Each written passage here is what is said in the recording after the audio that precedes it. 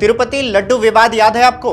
तिरुपति मंदिर के वो लड्डू जिनकी पवित्रता पर करोड़ों हिंदुओं की अटूट आस्था टिकी थी।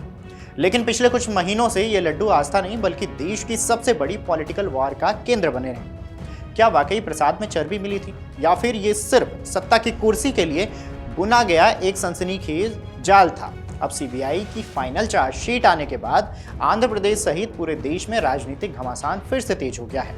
एसआईटी ने जो निष्कर्ष निकाले हैं उसने सत्ता पक्ष और विपक्ष दोनों को अपनी अपनी व्याख्या करने का मौका दे दिया है। क्या कहा है, अब मामले में क्या नया मोड़ आया है, चलिए विस्तार से बताते हैं। नमस्कार, मेरा नाम तन्मय है और आप देख रहे हैं अमर उजाला। तिरुपति लड्डू विवाद पर सीबीआई की फाइनल चार्जशीट आ गई है। नेल्लोर की अदालत में दाखिल 223 पन्नों की इस दस्तावेज ने एक तरफ भ्रष्टाचार की पोल खोली है तो दूसरी तरफ पशु चर्बी के दावों पर एक बहुत बड़ा सवालिया निशान खड़ा कर दिया है। अंतिम चार्जशीट के बाद एक बार फिर राजनीतिक पारा चढ़ गया है। ऐसे में सियासी बयानबाजी भी इस दौरान देखने को मिली है। आंध्र प्रदेश के मुख्यमंत्री चंद्रबाबू नायडू ने तिरुपति मंदिर के लड्डू को लेकर एक ऐसा दावा किया था जिसके बाद पूरे देश में आक्रोश की लहर दौड़ गई थी। उन्होंने प्रसाद के लड्डू को पशु चर्बी से अपवित्र किए जाने का सनसनीखेज आरोप लगाया था। विजयवाड़ा में मीडिया से बातचीत करते हुए भाजपा प्रवक्ता सादिनेनी यामिनी शर्मा ने कहा है कि सुप्रीम कोर्ट की ओर से नियुक्त सीबीआई के नेतृत्व वाली एसआईटी ने तिरुपति लड्डू घोटाले में अपनी फाइनल चार्जशीट जमा कर दी है, जिसमें घी में मिलावट लड्डू बनाने के लिए 36 लोगों को नामजद किया गया है। एसआईटी ने यह भी साफ किया है कि उन्होंने लड्डू बनाने के लिए शुद्ध घी की जगह सिंथेटिक घी सप्लाई की थी। इसी के साथ उन्होंने पूर्ववर्ती वाईएसआरसीपी सरकार को घेरते हुए कहा है कि देश के करोड़ों हिंदू इन वाईएसआरसीपी कार्यकर्ताओं, नेताओं या फिर तत्कालीन TTD chairman YV Subba Reddy और भूमना करुणाकर रेड्डी को कभी भूल नहीं सकते हैं और न ही माफ कर सकते हैं जो इसमें शामिल थे। उन्होंने आगे कहा है कि भगवान वेंकटेश्वर सब देख रहे हैं, उन्हें अपने कर्मों का फल मिलेगा।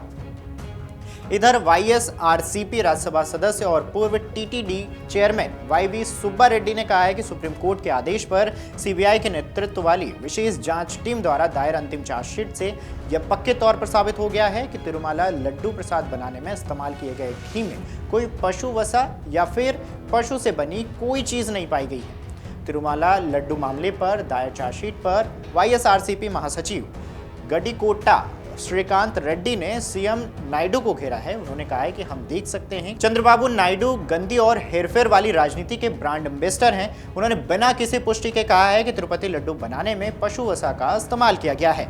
यह पुष्टि नहीं हुई है कि लड्डू बनाने में पशु वसा का इस्तेमाल हुआ था। चंद्रबाबू नायडू सिर्फ राजनीतिक फायदे चाहते हैं, उन्हें वेंकटेश्वर स्वामी के भक्तों से माफी मांगनी चाहिए। दरअसल अक्टूबर 2024 में सर्वोच्च न्यायालय के हस्तक्षेप के बाद गठित सीबीआई के नेतृत्व वाली विशेष जांच टीम यानी कि एसआईटी ने 23 जनवरी 2026 को नेल्लोर स्थित भ्रष्टाचार विरोधी ब्यूरो यानी कि एसीबी न्यायालय में अपना अंतिम आरोप पत्र दाखिल किया। इस विस्तृत दस्तावेज में बड़े पैमाने पर खरीद घोटाले और खतरनाक मिलावट की पुष्टि हुई, लेकिन यह निष्कर्ष निकला कि पशु चर्बी नहीं थी बल्कि वनस्पति तेलों और प्रयोगशाला में तैयार किया गया सिंथेटिक घी था। नेल्लोर में एसीबी मामलों के विशेष न्यायाधीश के समक्ष 22 जनवरी को दायर की गई 223 पृष्ठों की पूरक और अंतिम आरोप पत्र में 36 व्यक्तियों और फर्मों पर 2019 से 24 तक 234 करोड़ रुपए की साजिश रचने का भी आरोप है।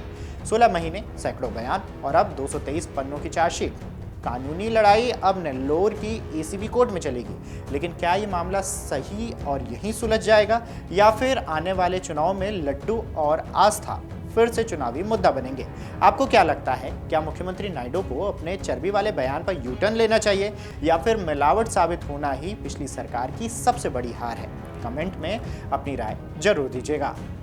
अगर आप ये वीडियो YouTube पर देख रहे हैं तो हमारे चैनल को सब्सक्राइब कर बेल आइकन दबाएं और Facebook पर देख रहे हैं तो हमारे पेज को लाइक करें।